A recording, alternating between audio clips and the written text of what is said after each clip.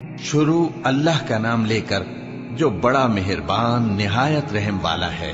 लोगों का हिसाब अमाल का वक्त नजदीक आ पहुंचा है और वो गफलत में पड़े उससे मुंह फेर रहे हैं। उनके पास कोई नई नसीहत उनके परवरदिगार की तरफ से नहीं आती मगर वो उसे खेलते हुए सुनते हैं। उनके दिल गफलत में पड़े हुए हैं और जालिम लोग आपस में चुपके चुपके बातें करते हैं कि ये शख्स कुछ भी नहीं मगर तुम्हारे जैसा आदमी है, तो तुम आंखों देखे जादू की लपेट में क्यों आते हो।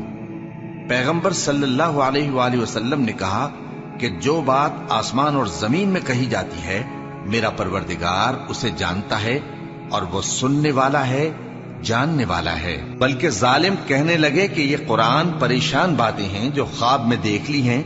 नहीं, बल्कि इसने इसको अपनी तरफ से बना लिया है। नहीं, बल्कि ये एक शायर है।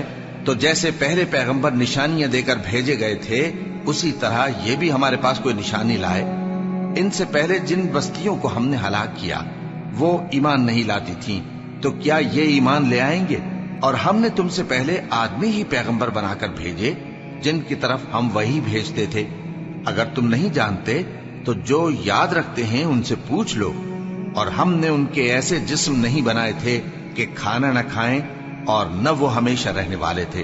फिर हमने उनके बारे में अपना वादा सच्चा कर दिया तो उनको और जिसको चाहा नजात दी और हद से निकल जाने वालों को हलाक कर दिया।